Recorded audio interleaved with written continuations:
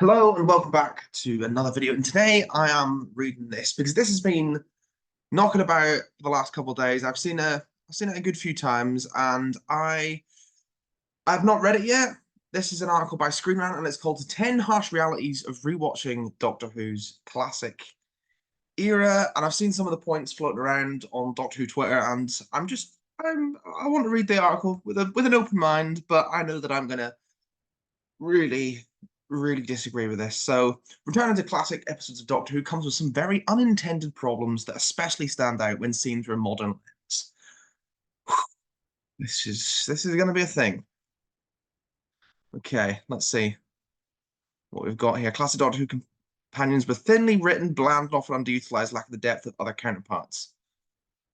Okay, this is just a summary of the show. What are the 10 problems then? 10. Doctor Who classic companions were very thinly written, and they've got a picture of Adric. And Adric was very thinly written. He's also one companion of about, what, like 25, 30 companions in the classic series. Let's see the justification for this is Doctor Who's deep roster of companions over the years have produced some of the franchise's best characters, with the adventurous Sarah Jane, bold Jamie, and blunt Leela among the best. I'm not disagreeing with that. I would say there's a whole host of other ones from the classic series they might have mentioned there. However, there were dozens of companions across the course of classic Doctor Who, and not all of them can match the same height, obviously. Many of the Doctor's oldest companions blend together. The oldest companions are Ian and Barbara, two of the best defined, best written characters in the classic series. In fact, the 60s consistently across the board has the best classic companions. Add Vicky in the mix, add Jamie, Victoria, Zoe. I think that's a nonsense point, quite frankly. Many of the Doctor's oldest companions blend together or suffer inglorious fates during the show. I'm not sure if that's a reference to Adric. Okay, character dies, big deal. Like this happens in the modern series as well. As the show is primarily focused on the adventures of the Doctor and the monsters they encountered, some of the companions were increasingly sidelined during the adventures. I'm not going to disagree with that yet. Even the creatives of the show felt like this at times, with companions like Katarina killed off, primarily because the writers couldn't find unique elements to the character. Katarina's characterization was a mistake, and she was killed off a handful of episodes into her run as a result, and replaced by Sarah Kingdom, who is a vastly superior companion. I'm not sure that's really making the point they want. The Doctor's original companions also steadily began to fit into the basic archetypes over time, with exceptions like Leela or Ace standing out more as a result. Yeah, Lena and Ace stand out because of their attitude, but I wouldn't say basic archetypes. Every single modern companion is a girl from modern day Earth. The main one, I know there's a Rory or there's a Mickey or there's a Jack, but the main ones are always females from modern day Earth, usually living in London, with the exception of Amy. And I think this is probably going to come up consistently, is that they're talking about things that viewing from a modern perspective they think is an issue, but it's an issue now. It's far more of an issue now. In fact, in the 60s, for example, you start with Ian and Barbara who are from the 60s. You also have Ben and Polly who are from the 60s, but you have Stephen and Vicky and Zoe who are from the future. You have Jamie and Victoria who are from the past. You have Susan, who's a Time Lord, and uh, throughout the show, there's entire runs. There's a run in the Tom Baker era after Sarah Jane leaves, where you've got Leela and two Romanas, where we've got like 5 years without a modern day Earth companion, and even that is just. I know that's not the same as characterization. I accept that. That's more a conceptual thing, but I just don't agree with that. I think in the 80s you could argue that some of them became a bit formulaic, but you know, I also think putting this point that they couldn't find unique elements to the character is a strange thing to say when the most recent era of the show had Ryan and Dan, people who have no distinguishable qualities whatsoever. Dan is just John Bishop. That's it. That is the entire limit of what he's got. Uh, whatever. Whatever. Best companions of the era are among the show's most likable characters, but it's a bit of a gamble when it comes to reflecting on all of them. Same with the modern series. Some characters are better than others. That's not really a point. Doctor Who's old release format meant every story was too long. 12-part stories weren't entirely out of the question. They happened once. Once. In 160 stories in the classic era, 159 stories, whatever it is, It has one 12-parter. That's the example that's been used here. Whereas the modern Doctor Who largely thrives on the early episode format, like 45 minutes, the early Doctor Who stories would regularly run for multiple half-hour episodes. Sometimes this gave the plots the room they needed to feel fleshed out, such as the Apocalyptic Inferno storyline. Thank you very much for mentioning that. However, this commitment to length severely impacted the pacing of the show overall, leaving some episodes forced to draw out stories longer than they necessarily needed to be. That is objectively correct. They did do that, and that was recognized at the time. It's also part of the way we view things, possibly, that is really part of the problem now, because we view the show, we just sort of sit down and watch them, whereas they were watching week to week to week, so it would have felt very different. Even at their best, these long epics would run afoul of the extended pacing, as it required stretching out the plot and making room for near constant cliffhangers to close out the individual episodes. Cliffhangers are great, not having any gripes with that whatsoever. In weaker stories, the length only exemplified the flaws by drawing them out for sometimes a dozen episodes once. And it's a really good once. It's a really good once. There's no issue. Sometimes a dozen episodes. It's just the Daleks' master plan. Stop bringing that up. This also meant that monsters and threats that don't quite work ends up taking an unfortunate amount of time. That does happen, and you can find yourself zoning out of a poor story as a result of that. Whereas in New Doctor Who, you sit down for something like Fear Her, it's rubbish, but it's gone in 45 minutes. And whereas you sit down for the Invasion of Time and it's rubbish and it takes you 2 hours, and that's a lot more difficult. I will grant them that. But it's not like Mod Doctor Who doesn't have pacing problems as well. Sometimes it rushes through things. Chris Chibnall was rattling through like 7 stories in one episode, and it felt like nothing mattered or was fleshed out. And that is a much bigger problem for me. And I think that these stories can be slow burns in the classic series sometimes. But as long as it's the actual quality is high, it's not really a problem. While some of the early Doctor Who adventures justify their length, having them all conform to that lengthy approach only exemplifies the problem with the show's weaker entries. But that's the problem with weaker entries in general. Daleks in Manhattan, the Evolution of the Daleks two-parter, is too long. It's only 2 parts. It's 2 45-minute episodes in the modern series there.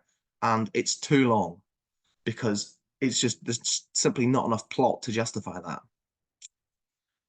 Okay, here we go. Older Doctor Who episodes were more formulaic. No, absolutely not.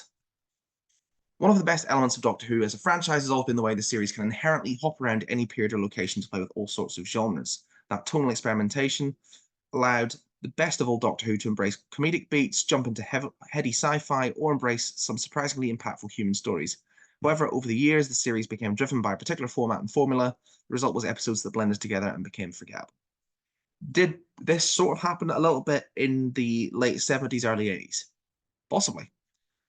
Could that criticism be made far more of the modern series than the classic series? Yes, in my opinion. Rusty Davies episodes, they have a very set format. You know, you either have an invasion of Earth, or you go to a spaceship and you run around corridors. That's pretty much it. Doesn't mean it's a problem with the actual quality of the stories. And there's a little picture of Hartnell there. Season 2. Season 2 is the height of creativity. You talk about playing with all sorts of genres. You kick off with Planet of Giants, which is this little budget 60s Ant-Man. Then you've got Dalek Invasion of Earth, which is this massive apocalyptic epic. Then you've got The Rescue, which is this kooky little 2-part murder mystery. Then The Romans, this 4-part historical farce. And The Web Planet takes you off to a craziest place you could possibly imagine. And The Crusade does Shakespearean historical drama. Space Museum does a more standard story, but with these interesting time travel elements. And you've got The Chase, which is like event television. And then you finally conclude that off with The Time Meddler, which introduces the pseudo-historical as a genre. It's doing everything. Tonally, it can be anywhere. In seasons 2 and 3, particularly, the show is so experimental. It's tackling so many different things.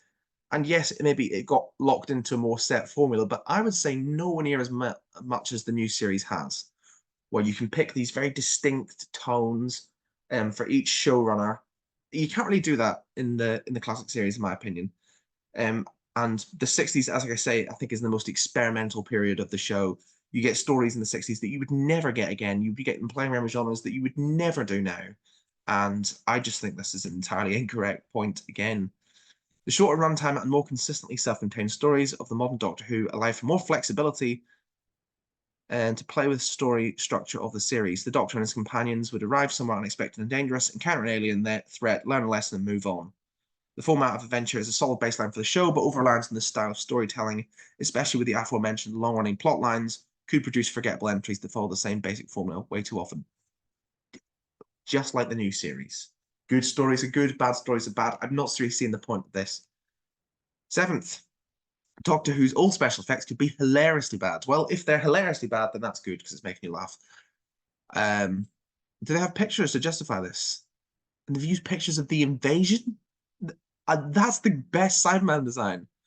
Vengeance and Attack of the Cybermen. Claws of Axos is a great design. Omega's a great design. I'm really not understanding why these pictures are being used. You could have picked the Web Planet. You could have picked Time Lash, but you picked these? Doctor Who's special effects during the initial run of the show were indicative of the era, with basic props and costumes meant to replicate the show's ambitious sci-fi settings. However, classic Doctor Who couldn't always keep up with the concepts presented in the scripts. This led to the producers to resort to creative solutions that didn't always translate to television, but when they do, they look amazing and far better than CGI could ever manage. The special effects and costumes could be bizarre and didn't always work, adding unintentional comedy to the show.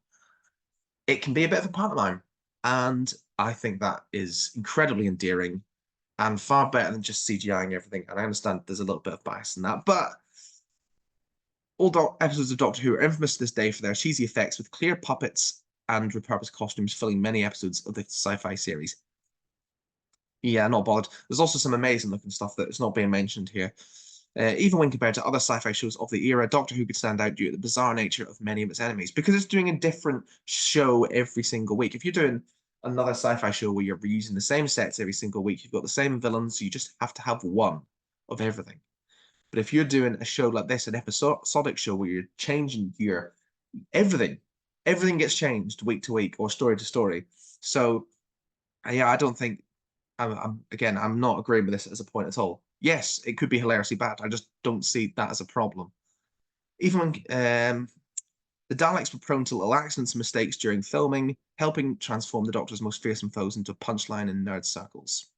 Well, those nerd circles need to grow up, because the Dalek stories in the classic series, largely with the exception of Destiny, I think the Daleks are incredibly effective in the classic series. And yeah, they kind of trundle about a bit, but so what? I don't care. There's a guy in there, and he's, getting pushed down a ramp. He's probably really freaked out.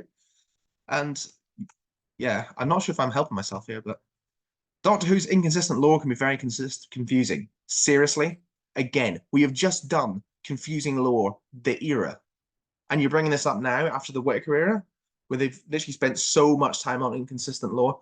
The thing with the classic series is they don't give a toss about the inconsistent lore. There's 3 different versions of Atlantis in the space of about a couple of years. In fact, the Daemons mention in the season 8 episode of the Daemons, they mention that they destroyed Atlantis. And then in the season 9 finale, a year later, written by the same writer, they actually go to Atlantis and there's a totally different set of events. Who cares? Who cares? The Doctor is a Time Lord hailing from the distant and advanced world of Gallifrey, introduced during the War Games arc, during the second Doctor's run on the show. Gallifrey is a setting that invited plenty of unique touches and unexpected lore, especially as Doctor Who went on. However, as the show repeatedly returned to the Time Lord homeworld, more revelations and unique touches were added to the setting. Over time, and these additions only grew more and more contradictory and confusing. The reason we kept going back, or we shouldn't have kept going back, sorry, was not because of confusing lore. It was because every time we went back, Gallifrey felt diminished, and the Time Lords felt diminished. They were never as good as they were in the War Games. We went back in Deadly Assassin, they're now sort of boring bureaucrats, but at least Gallifrey still felt compelling at that point. After that, absolutely not. I'm not really sure what the point here is, because modern Doctor Who is so much like this as well. It really is. Rules on Doctor Who's regeneration were introduced, but then tweaked by other characters. Yeah, they evolved as they went along. Originally, Hartnell's regeneration was just intended to be a gift of the TARDIS. They didn't have it. And then the Time Lords, as part of Patrick Troughton's sentence, sentenced him to change his face. So the actual word regeneration isn't introduced until Planet of the Spiders, the third Doctor's last story. But I don't see that as a problem. It's not an inconsistency. They just haven't told you everything yet. Well, it's a bit of an inconsistency. Who gives a toss? Right. Character archetypes would repeat. I have really said I don't agree with that. Lore would be changed with little warning, and who cares? And the hard sci-fi setting often gets lost in the minutiae of its inconsistent rules. That I don't even know what that means. The Timeline Society was an interesting way to expand on the Lord, expand on the Lord. Expand, that's very, very holy of them. Expand on the lore, I'm assuming that's meant to say, of early Doctor Who. But the lack of clear and consistent world building made these aspects of the show more confounding than they needed to be. The show isn't consistent. I actually think that's the appeal. People who get really bogged down by canon and things like that. Doctor Who doesn't have canon. Stories are stories. Good stories are good stories. Bad stories are bad stories. This doesn't need to be any more complicated than that. And what a load of nonsense. Older Doctor Who is missing some important episodes. Yes, this is a problem. This is a harsh reality for rewatching the classic Doctor Who era. And it's very sad. I can probably skip this point because I just totally agree with it. You know, it's sad that almost 100 episodes are believed to be lost. We've had some animated, but ultimately there's a whole load of things, some brilliant stories that we will probably never see. Daleks Master Plan, Evil of the Daleks, those two missing episodes of the Crusade, Massacre, The Savages, Power of the Daleks, you know, Faceless Ones. So many really, really strong stories for me that we will never be able to see. And yes, the first Doctor's last episode is missing, as is Patrick Troughton's first 10 episodes. 11 episodes, yeah. And that's, you know, that's very sad, but yeah, okay. 1 out of 6 so far. Classic Doctor Who episodes had production problems that impact watchability. We've already covered this. We've already covered this. Doctor Who wasn't working with a budget anything near what the show receives now, even when taking inflation into effect. Beyond that, the show's production in the 60s and 70s meant that producers behind the series didn't have technology that compares to the filmmaking gear of today, obviously. The result was that many early Doctor Who episodes suffered from technical woes that simply couldn't be fixed in post, in fact, leaving them harder to digest by modern standards. Many early episodes of Doctor Who had to be re-recorded due to on-set audio problems. I don't find the watchability to be a problem, so I can't really comment on other people's viewing experiences here. This resulted in a disconnect from the visuals and the audio in certain episodes. The production woes only got worse in the early seasons of the show, leaving many episodes full of bloopers and mistakes that are hard to miss from a modern viewing perspective. There's the odd line flub. It's endearing to me. It shows that actual people are working on it. It isn't polished, but it has got kind of panto at the theatre sense to it, and I don't want those things fixed. I believe the guy who does William Hartnell for Big Finish, not David Bradley, the other one, is Stephen Noonan. It keeps has actual line flubs scripted in, because that's almost just part of the character. That the first Doctor occasionally just says the wrong word for no reason. Yeah, I don't think that attempt to fix these issues have been somewhat successful with the animated fill-in episodes produced to replace the missing episodes, but it still serves as an unexpected hurdle of returning to early episodes of the show. I don't think it's a hurdle. Like, sometimes a character says the wrong word and then they correct themselves immediately. It's not really a problem. Some of these things are just non-issues. And there's bloopers and mistakes in all shows. It's in the modern series. In Day of the Doctor, one of the best episodes of the show, you can see Matt Smith's script on the, like, just sitting down and he's reading it as he's saying, well, he's not actually reading it as he's saying the lines, but it's clearly he's been reading it to practice it, and then they've started filming and they've just forgotten that it's there, and no one in post has seen it and edited it out, or they just went, well, we can't fix it now, so who cares? That seems to be my underlying argument for here. Doctor Who's morals can be too blunt for their own good. Well, the two Doctors, yes. It made me want to eat bacon sandwiches out of spite. I hate that story. I hate the political allegory that's been. No, I don't hate the politics of it. I just mean I hate the way it's delivered with this, again, no subtlety whatsoever. And have pictures here. What have they gone for? The Sunmakers. Love the politics of the Sunmakers. The critique of taxation and extreme capitalism. Brilliant. Green Death. Same things. Brilliant politics. I can't believe this is getting slagged. Happiness Patrol. She's Thatcher, if you aren't aware, and it's absolutely excellent. Seeds of Death is an interesting pick here. So what have we got? Doctor Who's expansive journey all across the cosmos featured some of TV's best sci-fi villains and monsters, using those stories to explore powerful metaphors about life and society. However, the show also tends to be blunt in a way that can be unintentionally hilarious. After the Whittaker era, how can you say this is a classic problem? A problem exclusive to the classic series when watching through a modern lens. We've just watched an area with an episode where they pull a "It Was Earth" twist, and then Jodie Whittaker actually turns to the camera and gives a speech about global warming. And I actually think things like the Sunmakers are brilliantly integrated. It's obvious what they're talking about, but it's actually integrated into the story. Same with the Happiness Patrol, same with the Green Death. The only one where you've got a point is things like the Two Doctors. But mostly, I think Classic Doctor Who nails its messaging. It, brilliantly integrates the politics into the story, and it has an actual political leaning, which I felt that the Whittaker era didn't. It had some basic things like global warming bad, plastics bad, racism bad, but that's not actually interesting because everyone agrees those things are bad. Everyone, apart from crazy people.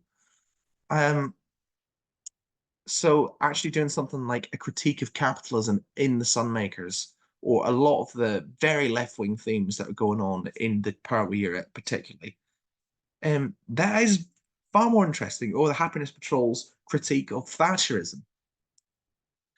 Okay, what have we got? At heart, Doctor Who has always been a children's show, so having moral-driven plots makes sense. However, there are some of the episodes of the original show that were incredibly blunt about their attempts to include messages and plot lines. I've just talked about that. The eco-friendly elements of episodes like Season 10's The Green Death and Season 22's The Two Doctors stand out years later. The Green Death has done incredibly well. The Two Doctors is not. Whereas the Seventh Doctor's adventures featured multiple blunt, if accurate, appraisals of Margaret Thatcher. They were definitely accurate.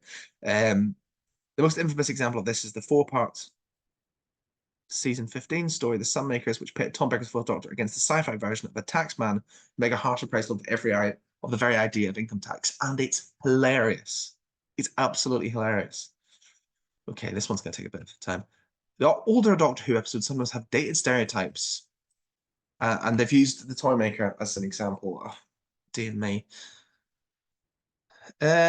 As with any show produced in older eras, there are elements of Doctor Who that just haven't aged well. Society has marched forward, and the insulting stereotypes, insulting, really, it's not that big a deal, featured in the show directed towards certain communities were never okay, although they weren't likely intended to be offensive at the time of its production. And that is a really important point. They really were not intended to be offensive. Things like people in the Crusade using yellowface. It was just common practice. I can't believe I'm actually defending this, but it was just common practice at the time. And it was not done to make a big, they don't have over the top portrayal of these characters, with, in, classic blackface examples. None of those things are going on. It's not being done to make a point. It's not being done to cause offense or to make a joke about certain races. It's just being done because that was how it was done at the time. And it was considered to be perfectly acceptable to dress people up in as different races and to have them play different characters. Okay, I'm going to get so much pushback on that. Still, it can make return to certain classic episodes uncomfortable. While the show featured many strong female characters throughout the show, some companions like Polly were often treated like glorified secretaries. Polly was a secretary. She was actually a secretary. So that's a weird one. And yes, the position of women has changed, but I actually think that the damsel in distress image that's often attached to female classic Doctor Who companions is entirely a myth. There are a couple of examples. Susan, yeah, sometimes Polly. It could depend on who was writing her, and some people like Mel later on down the line. But generally, I think the female companions in the classic series are fantastic and often very much ahead of their time. More frustrating are occasional rough portrayals of ethnicities in the history of the show. Some stories, like Season 19's Four to Doomsday, featured portrayals of Indigenous Australians that some consider ignorant. They just... Do they? Really? Four to Doomsday is fine. Season 14's Talent Wang Chang featured white actors playing characters of Chinese descent and even included a slur. Yes, they did. And Talent Wang Chang is, that stuff is not acceptable, but it's an excellent story. and I understand that's not defense of the actual racist elements in that story. But like I said, it wasn't intended to be it wasn't intended to be offensive. It wasn't intended to make a point. It's just an unfortunate thing that is, and again, maybe this is a harsh reality of looking back on the show, but I think the real reality is that this was just normal. And this even goes back to the villain known as the Toymaker. The villain played by Michael Gambon. No, he wasn't. Played by Michael Goff in a costume meant to evoke Chinese styles, was updated to the far more benign European character when he was reintroduced in the modern era as the villain of The Giggle. Oh, yeah. And they tried to make a whole point about how his racism was actually a character trait. And it's so terrible and evocative of so many things that are wrong with Rusty Davies' writing right now, that he feels the need to go back and apologize for the past in the most dumb way imaginable by saying that actually this outer space god is actually a racist, because he makes this weird racist comment at the beginning of the episode. It's a totally separate rant, but whatever. Number one, I knew this was a point because I've seen this going around. A lot of people had a lot of angry things to say about this. I'm going to read it before I say anything angry. The Doctor is not always a heroic character. I feel like if you actually think this, you've missed the point of the show. You've missed the point of the classic show. You've missed the point of the modern show. No, the Doctor's not a hero.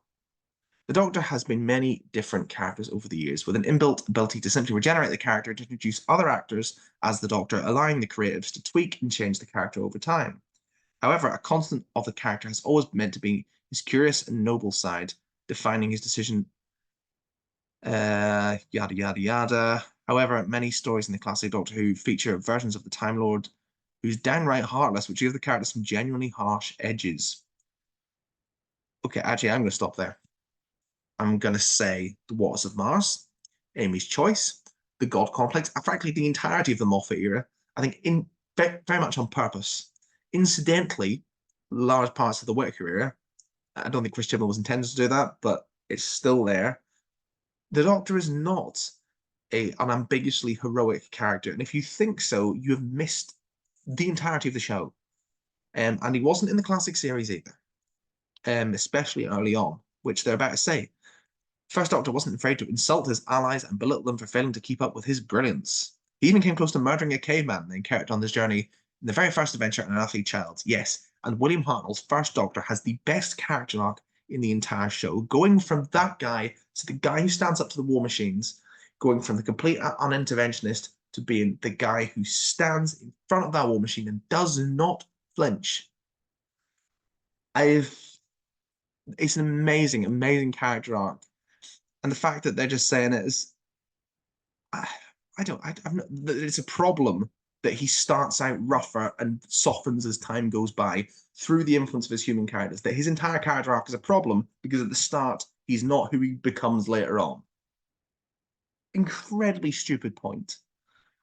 Other versions of the character had harsher elements as well, with the Sixth Doctor infamously lashing out his companion and trying to strangle Perry. Yes, that does happen. And it is awful. But do you know what it is? It's post-regeneration trauma. And he's totally out of his mind and crazed by the regeneration, which was caused on Androzani. It's one of the most surprising elements of the old show, especially when compared to the modern iteration of Doctor Who. What? The modern iteration of Doctor Who, where the Doctor repeatedly commits genocide. Worker committed a triple genocide at the end of Flux. Tennant commits quite a serious amount of murder. Matt Smith blows up a Cyberman ship just to make a point. Peter Capaldi shoots a man in the chest. Chris Eccleston tortures a Dalek. Have you been watching the show, or have you just come and made the dumbest surface level points? What an article.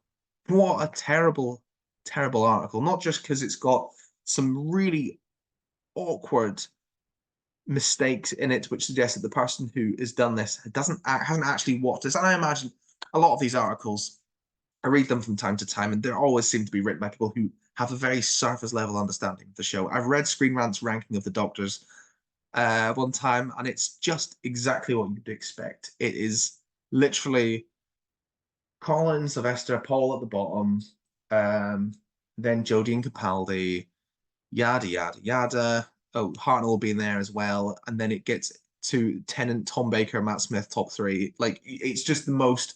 What if we took an average of the population and made the most bland, uninteresting list imaginable?